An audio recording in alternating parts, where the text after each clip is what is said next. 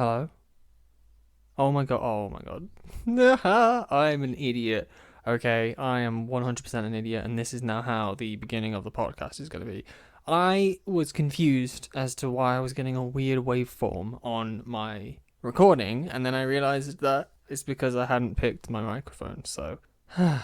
Yeah, I'm an idiot, but we knew that. So, hello and welcome back to the Lion's Den. I'm your host Matt as always, and this has been an interesting week for me because this is the third time I'm recording this week. Purely because I couldn't decide on a good topic to talk about, and then the other two times I've recorded, I'm not entirely sure if I'm going to like what I've recorded, so I thought I'll just keep recording things until eventually I have something good to record. I don't know why I was leaning so far forward when I have a microphone arm so I can literally move it where I want. Anyway, so this time I think I'm going to give you a little bit of a backstory to one of my habits, which is going to the gym, which is a bit of a weird thing, but I know a lot of people have either a huge affinity for it, as I do now, or they absolutely dread the concept of it 100%. And I think the problem is people dread it because they don't understand it, or they think that it's this terrifying place full of people that are extremely fit and healthy and will judge you if you're not immediately like them. But that's what I'm here to kind of dispel a little bit and kind of guide you through what I had as my journey into the world of exercise at the gymnasium, because I believe that's what it's fully called. So anyway, let's get into it. So why did I start the gym? Let's go there. Simple question, basically. I wasn't happy with my body image. For basically all of my life up until the point when I started going to the gym, I was a pencil, a literal human pencil. I was so thin, which a lot of people are probably thinking, well, what's wrong with that? That's fine. There's nothing wrong with being extremely thin. It's probably better than being overweight or obese or anything. And I was sat there like, yeah, but it just wasn't what I wanted, I suppose. And it's funny, being the opposite direction has the same implications to being overweight or obese, right? Clothing just doesn't fit correctly because there's nothing on you to fill out said clothing. The clothing is designed for the average person of the size of clothing you're picking, right? I was not the average size. I was much thinner than that. So I always had to wear belts, which is extremely frustrating. T-shirts never fit quite right. Like the arm length and the body length would be slightly off because, the torso portion would be kind of dependent on the fact that your chest would be outwards slightly so that the length of the actual garment would fit correctly with the length of your torso. But because I had absolutely nothing to protrude outwards, the garment would be too long. And then if you tried to change the size, if you went up or down a size, my arms wouldn't be the correct length. It's like really stupid things that you wouldn't expect to be a problem because I'm thin, but that's what it was. So yeah, I just wanted to be generally physically bigger because then it's better for my personal self-body image of what I'd like, and hopefully it means that clothing will start to fit better. It's nice having shirts that kind of hug your body a bit better. Is that weird to say? I don't quite know. But yeah, that was the general idea. And also, I wanted to be physically stronger, right? I was so weak before I started. I remember we were outside in our garden making like a little patio area to put an outside dining table on. I could not lift the stones, right? And I mean, I know the stones were heavy. They were maybe like 10, 15, 20 kilograms at a time, and obviously they're really awkward shapes, but I was struggling to lift. Yeah, I wanted to be physically stronger so that I could just lift stuff. So yeah, that's kind of the reason. And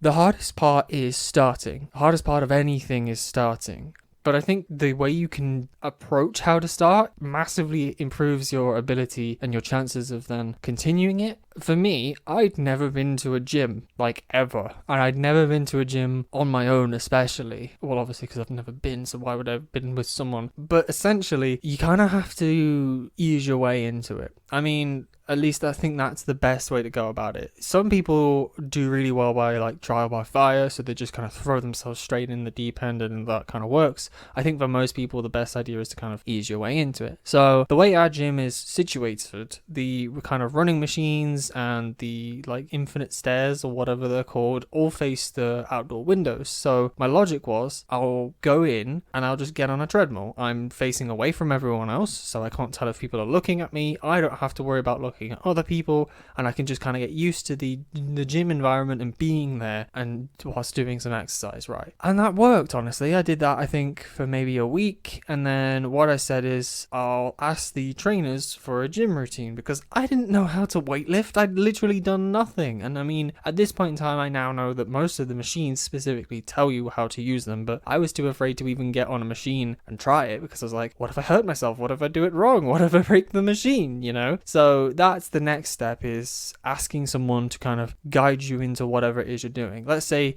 you want to do more intense cardio stuff, so not just relegated to a treadmill. Ask them for that. If you want to do weightlifting like I do, ask somebody about that. If you want to do body weight stuff, because there's tons of bodyweight things you can do, again, asking someone. I know obviously I'm fortunate because the gym I go to, included in your price, is free access to all of the trainers to give you advice on what to do, advice on how to do certain exercises, and then all the classes they offer. And that might not be something you have, but I'd kind of suggest maybe finding maybe a freelance or checking how much a session is at your gym or at the gym you're interested in, because especially for me, if you're doing a weightlifting circuit like I do, you only need one session of them saying, okay, here's a program for you to do and here's how you do all of the exercises, and then you can go for like a couple months perfectly fine, not need them again. So it's not like you're constantly paying to have a personal trainer. It's just down to you to then have the motivation to keep going and doing it, which is the kind of next thing, right? Once you've got used to being in the gym, that's step one, and once you've then got a plan of attack, that's step two, it's now down to you to do the rest of it. You need to discipline yourself to keep going, and to do it and to push yourself further and further, especially in I imagine in all aspects, but especially in weightlifting. There's this issue that I come across a lot, which is I end up using the same weights week on week, which is not the point. I'm supposed to be increasing the weight to increase my strength ability as I'm going up. So that's down to you, and that is definitely the hard part. So you have to kind of find how to motivate yourself, whether that be going with a friend. I know a lot of people do that, and that has other advantages as well, such as like if you're doing certain weightlifting exercises, they can spot you and catch the weight if you're dropping it. I'll come to that in a minute. Or maybe it's like me, I like to go to the gym and put a podcast on, because it's like a good hour-long chunk of time where I can actually sit down and listen to a podcast and zone out. Or maybe it's just that you want general exercise and you've actually built up enough motivation in yourself because you need to improve your health. Like my mother, for example, she started going to the gym because she needs to improve her physical fitness, just because as you get older your body degrades, right? And if you're not pushing your body to be physically fit, then yeah, you lose it, right? That's the whole idea, is use it or lose it. Literally applies to so many things, including exercise. So yeah.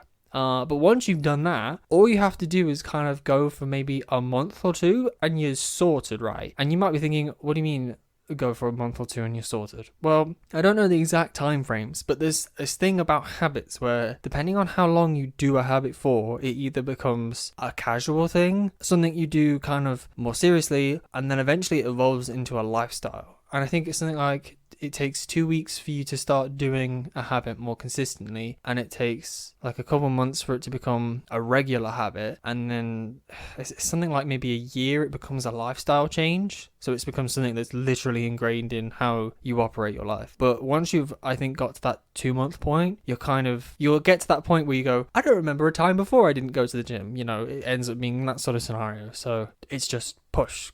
You can get it. You can get to that point. You can 100%. I did. A lot of people have as well. The hardest thing I think as well for many, many people, especially those that are overweight, is this constant fear that everyone at the gym is judging you because you're overweight and you've gone to the gym. And there is nothing I can say right now that would immediately make you go, oh, no, it's not that way. It's fine. I understand it. I literally had that thought and I'm the opposite direction. I was stick thin. I was worried that people would go, why is this really skinny, thin, small person here at the gym? Ugh. But I have to say it because it's just the way it is. Nobody is looking at you 100%. Unless you're hot, then people are looking at you because you're hot, but that's a whole different thing. Nobody is judging you if you're overweight or very thin, because you're literally in the place to fix that problem. That's my best advice, is that you have to remind yourself that you are in the place to fix whatever issue you have. So how can people be judging you for your current situation because you're literally trying to fix it? Right, quick anecdotal story, because this is actually being a very long episode. So this is going to be really embarrassing for me, but hey ho. This is the reason why you have a spotter, especially at the beginning stages of going to the gym, because you have literally no idea how much you don't have in terms of muscle strength. The funny thing is, everyone thinks about like the big muscle groups, you know, your big thighs, your chest, your pectorals, your biceps. Everyone thinks about those, but your body has so many other muscles than the big ones that you can physically see. There's little tiny ones in between areas, and like under your arms and between your thighs, and the connection between like your torso and your legs. There's so many tiny little muscles literally everywhere, and I guarantee you, if you've never been to the gym, never worked out, never lifted heavy things, all of those are weak, because they were for me. And what that means is that there are certain exercises that depend on those supporting muscles for you to be able to then do the motions and work out the big ones. This is why I then ended up dropping a dumbbell on my face. Literally, there's an exercise called a bench press that I imagine most people are familiar with, and you can do it with dumbbells. So you just lie down on a bench, you've got 2 dumbbells on each hand, and you do a bench press. If you do that, because obviously you've just got these 2 free masses on the ends of your arms, you're depending on a lot of supporting muscles to keep them steady and allow you to just move them up and down. And because when I first started doing this, I didn't have any of those supporting muscles being very strong, I tried to put the weights up, and they just came straight down and went straight on my face. So it was fine. It was fine, because that was the day I was with my trainer, and he was teaching me how to do this. And he went, "Oh, whoa, maybe we need to go even lighter because you can't lift these." So yeah, funny times. But be ready for like things to go wrong, because that's just the nature of doing something you're not used to. So. Yeah, right. I hope you all enjoyed listening. I liked sharing a little bit of fun of a story about myself. I literally came up with this idea before I was about to fall asleep, and I was like, oh, I'll just wait till the morning and then I'll write it down. And then I thought, no, I'll forget by the time I've woken up in the morning. So I grabbed my phone in the darkness of the night and slammed it into my notes section. So anyway, I hope you've enjoyed listening, and I'll see you all next week. Bye!